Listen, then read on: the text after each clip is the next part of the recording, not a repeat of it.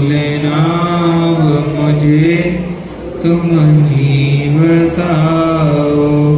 अनंत अनंत शुद्ध पंच परमेष्टि भगवान की, मूल नायक श्री खजराज मुनि सुब्रत नाथ भगवान की, परम पूज्य दादा गुरुदेव श्री विराट सागर जी महाराज की, चर्याश्रुमणि आचार्य विशुद्ध सागर जी मुनि महाराज की, परम पूज्य संयम प्राण बताता गुरुदेव विभव सागर जी महाराज की, अहिंसामयी विश्व धर्म की, श्री खजराज सिद्ध चक्र महामंडल विधान की, बोले परम पूज्य मुनि श्री शुद्ध उपयोग सागर जी महामुनि राज की महाराज की जयकारा गुरुदेव का। कल 16 तापों से तप करके इस आत्मा को परमात्मा बनाने का उपक्रम हमने देखा था। वही उपक्रम आगे बढ़ने पर आचार्य पूज्यपाद स्वामी श्री सिद्ध भक्ति में लिखते हैं, न अभावा, इस आत्मा का अभाव हो जाने से मुक्ति। देखो, आज थोड़ा सावधान होकर के सुनना, आज का विषय थोड़ा सा कठिन है। न अभावा, इस आत्मा का अभाव हो जाने से सिद्धि। एक बौद्ध मत ऐसा है, उनका कहना यह होता है कि जैसे दीपक जलाया और दीपक का तेल नष्ट हो गया तो ज्योति कहाँ जाती? बोलो तो बुझ जाती ना? ऊपर जाती कि नीचे जाती कि दाएं जाती कि बाएं जाती? कहाँ जाती? अरे ऊपर कैसे जाएगी? वो तो समाप्त हो गई। वह वहीं की वहीं नष्ट हो जाती है। ऐसे ही जब व्यक्ति का मरण होता है तो उसकी आत्मा यहाँ वहां नहीं जाती, वह तो वहीं पर नष्ट है। लेकिन आत्मा नष्ट होने वाली वस्तु नहीं है, इसलिए बौद्धों का अभिप्राय नष्ट हो गया, बौद्धों की बात खंडित हो गई। फिर वैशेषिक लोग कहते हैं कि यह आत्मा तो बुद्धि ज्ञान के समान ही है। जैसे बुद्धि नष्ट हो जाती है, ज्ञान नष्ट हो जाता है, वैसे ही यह आत्मा भी नष्ट हो जाती है। तो इनके निराकरण के लिए लिखा, न तपोर्भिन्न युक्ते, तपस्या का बल कभी नष्ट नहीं होता, वैसे ही आत्मा भी नष्ट। आत्मा के अस्तित्व के संबंध में विविध दर्शनों में विविध मान्यताएं उपस्थित हैं। कोई किसी प्रकार से आत्मा मानता है, कोई किसी प्रकार से आत्मा स्वीकारता है। तो चार्वाक कहते हैं कि यह पृथ्वी से बनी हुई आत्मा है। जन्म हुआ तो पृथ्वी आदि पंचभूतों से आत्मा का निर्माण, बोलो, हो गया। और मरण हुआ तो यह शरीर के साथ साथ आत्मा भी पंचभूतों में समाप्त।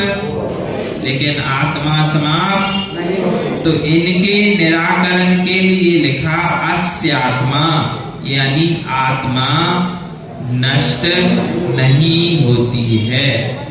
ऐसी ही चर्चा करते करते ईश्वरवादी लोग भी आ गए। उन्होंने कहा कि आत्मा अकर्मा है, आत्मा कोई भी कर्म और नहीं करता है, इसीलिए उसे कर्मों का बंध भी। अब जब कर्मों का बंध नहीं होगा तो आत्मा कर्म फल भोगेगी क्या? नहीं भोगेगी। जैसे ही आत्मा का मरण यहाँ पर हुआ, शरीर का मरण यहाँ पर हुआ, शरीर मुक्त हो गया। फिर बताओ, जैसे आपके दादाजी का मरण हुआ, अब उनका शरीर कहाँ है? बोलो, जलाया और वहीं नष्ट हो गया। फिर उसके बाद वह पुनः शरीर, वैसा शरीर आया क्या? नहीं आया ना। बस ऐसे ही आत्मा है, एक बार गई तो वापस, मतलब यह है कि वह नष्ट हो जाती है। लेकिन जैन दर्शन में कहा कि आत्मा नष्ट नहीं होती है। तो फिर आत्मा कहाँ गई? फिर आत्मा कहाँ गई, ऐसा प्रश्न उठता है। तो आचार्य देव लिखते हैं कि आत्मा तो सिद्धालय में भी जाने की सामर्थ्य रखती है, लेकिन यदि सिद्धालय नहीं गई तो स्वर्ग गई, यदि स्वर्ग नहीं गई तो कम से कम मनुष्य त्रियंच बनी, और मनुष्य भी त्रियंच नहीं बनी तो आत्मा नरक गई, और नरक भी नहीं गई तो निगोद गई। लेकिन कहीं ना कहीं आत्मा का भ्रमण तो, एक सबसे बड़ी मान्यता हमारे बीच में रहती है कि कोई मरा, किसी ने फांसी लगा ली, या कोई ने जहर खा लिया, या किसी का एक्सीडेंट हो गया, तो वह क्या बनता है? स्वर्गवासी नहीं बनता, भूत बनता है। ऐसे ही है ना? क्या बनता है बच्चों? भूत बनता है। और वह भूत आकर के हमें डराता है, हमें परेशान करता है, और उन भूतों से बचने के लिए हमें तंत्र टोटका, बोलो, करवाना पड़ता है। ये सत्य है क्या? नहीं है। तो फिर क्यों जाते हो यहाँ वहां? नहीं जाते, इतने सीधे तो नहीं दिख रहे हो क्या? इतने सीधे देखो, जब आत्मा का मरण होता है तो उसके पूर्व ही दूसरी आयु का बंध वह आत्मा बांध लेता है, उसे बद्धायुष कहते हैं। जब तक आत्मा दूसरी गति का बंध नहीं बांधता तब तक वह मरण भी नहीं करता है। अब इसके लिए कैसे? अब किसी ने फांसी लगा ली, वो चलना था 70 साल तक और 20 साल में ही मर गया, तो कैसे? एक धूप घट रखे ना, यदि ये इसी मारने पर रखे रहे तो कितने दिन चलेंगे? बोलो, लंबे समय तक चलेंगे कि नहीं? चलेंगे। और यहाँ से पटक दिए जाए तो फिर क्या होगा? बोलो तो टूट जाएंगे। फिर इसमें कार्य की सिद्धि। बस ऐसे ही जब तक शरीर को चलाया जाता है तो आत्मा भी उसके निमित्त से लंबे समय तक चलती है, और शरीर रूपी हवन कुंड टूट जाता है तो आत्मा भी अपनी गति को बस इतना सा ही रहता है कि वह उस समय बद्धायुष कम समय में गति बांधकर विहार कर जाता है। लेकिन किसी की भी आत्मा भूत नहीं बनती है। यह जैनागम का अकाट सिद्धांत करने जैसा विषय है। नहीं तो लोग बाबा बैरागी लोग डरवाते हैं, वो तुम्हारे पूर्वज थे ना, वो भूत हुए हैं, सुबह तुम्हें परेशान कर रहे।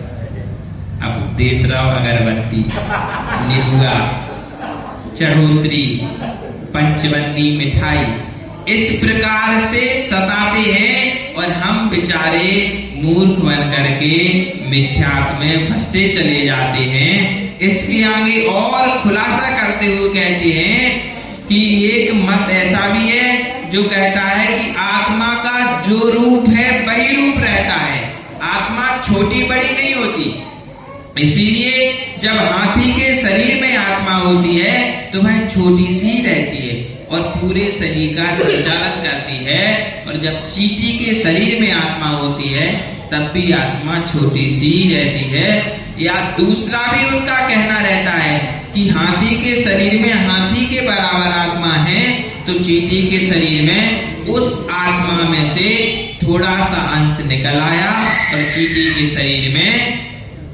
प्रवेश कर गया। लेकिन बताओ, एक आत्मा के दो भाग होते क्या? नहीं होते ना। वास्तव में तरुण भैया ने आप लोगों को विद्वान बना के रखा, सबको सारे उत्तर सही निकलते। अब यदि ऐसा कहा जाएगा तो दोष आ जाएगा, इसीलिए इसके निराकरण के लिए लिखा स्वदेह प्रमिति सिद्धि, मतलब जिस शरीर में जितना अवगाहन क्षमता होती है आत्मा उतनी संकोच और विस्तार वाली हो जाती है। इस प्रकार से आत्मा में संकोच और विस्तार की सामर्थ्य भी पाई जाती है। सांख्य दर्शन की मान्यता है यह सब इसलिए बताया जा रहा है कि कभी यदि कोई ऐसी मान्यता वाले आपके पास आ जाएं तो घबराना नहीं, हम आज आपको समाधान दिए देते हैं। सांख्य दर्शन की मान्यता है कि यह आत्मा कुछ भी नहीं करता है, ना कर्म करता है ना कर्म भोगता है, यह तो जो है वैसा ही रहता है। यदि कोई कर्म करता भी है तो वह शरीर कर्म करता है और भोगता कौन है? जब शरीर करेगा तो शरीर ही भोगेगा, आत्मा को नहीं भोगना पड़ेगा। तो इसके लिए लिखा स्वकृत तत्कृत फल भोग मोक्ष भागी, जो जैसा कर्म करता है वही उस कर्मों को भोगने वाला होता है। वैशेषिक वाले कहते हैं कि यह आत्मा की सिद्धि अवस्था कोई अलग सिद्धि अवस्था नहीं है। जैसे घड़ा रहता ना, घड़े में एक चिड़िया को रख दो, समझ में आ रहा? घड़े में एक चिड़िया को रख दो और ऊपर से घड़े को फोड़ दो, चिड़िया कहाँ जाएगी? उड़ जाएगी ना। फिर चिड़िया फिर से वापस आएगी क्या? आएगी क्या? वैसे ही आपका सिर फोड़ दे तो आत्मा वापस आएगी क्या? नहीं आएगी ना। तो आप कहाँ पहुंचोगे? बोलो तो। जैसे घट फोड़ा तो चिड़िया सिद्ध हो गई, फिर वापस आई क्या? वैसे ही आपका सिर फोड़ दे तो आत्मा कहाँ जाएगी? सिद्ध हो जाएगी ना। बोलो तो फोड़ो एक दूसरे के सिर, सिद्ध तो होना है ना। इससे अच्छा उपाय क्या हो सकता? सिर फोड़ो और सीधी मुक्ति मिल जाए। तो आचार्य ने कहा नहीं, ऐसा नहीं है। दर्शन ज्ञान सुख वीर से युक्त वह आत्मा सिर जैसी चिड़िया एक परतंत्र वस्तु हो गई, वह शरीर से मिली हुई है इसलिए वह उड़ गई, लेकिन सिर फोड़ने पर आत्मा उड़ती नहीं है। आत्मा अपने कर्मों के फल को भोगती है, अर्थात आत्मा सिद्ध। बोलो तो, ध्यान से सुनना, गलत मान्यता नहीं बना लेना। नहीं तो कल के दिन यूं कहो कि महाराज ने प्रवचन दिए थे, हम तो महाराज की बात को ही मान के चल रहे हैं और कोई किसी का सिर स्वप्न में भी नहीं फोड़ना, ठीक है ना। नहीं तो कहो महाराज ने प्रवचन में कहा था, हम तो सिर फोड़ देते और सिद्ध कर देते। इसी प्रकार से नए लोग कहते हैं कि इस आत्मा का गुण और गुणी जुदा नहीं होता ना।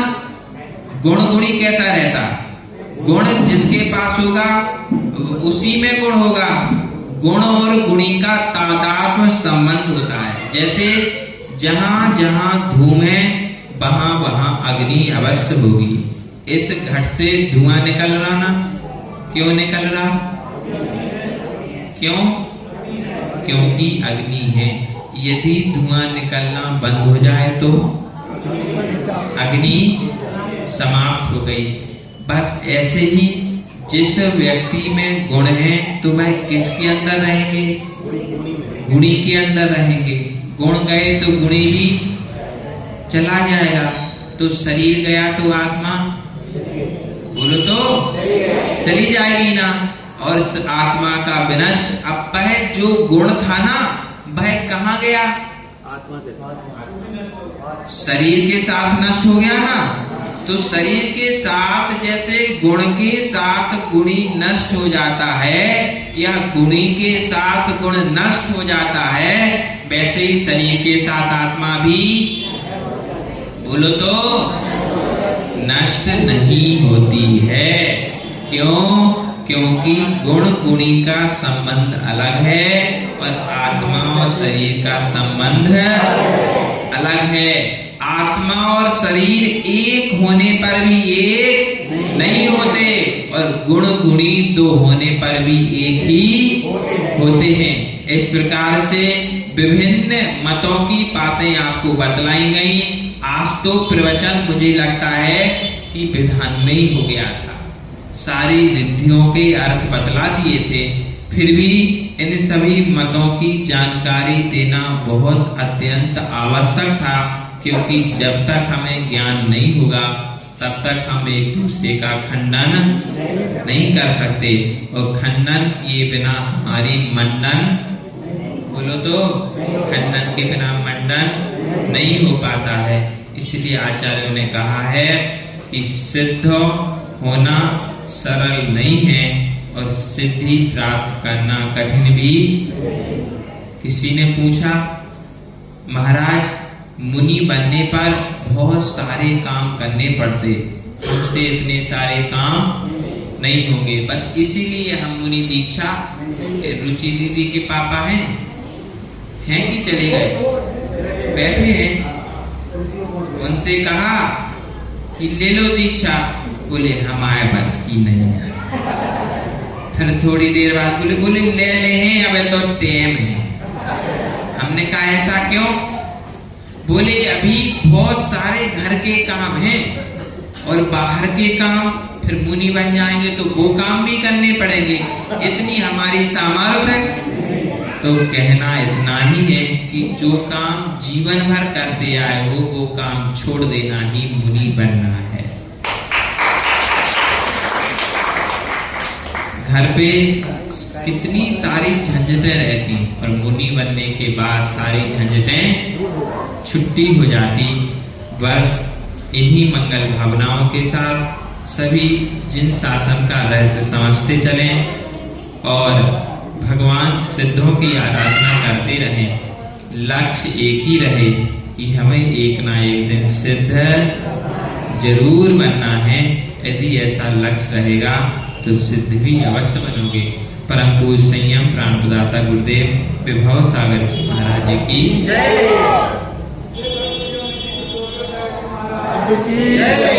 समस्त मुनि संघ की ऐसते जावाणी के ज्ञान ते सुरेकारो सोपानी मस्तक करो सुरने करो के जनवाणी बाटे तो योगने योगिना शरणावे सोपावे सुबे देव यो पर्यंत गौर सिराने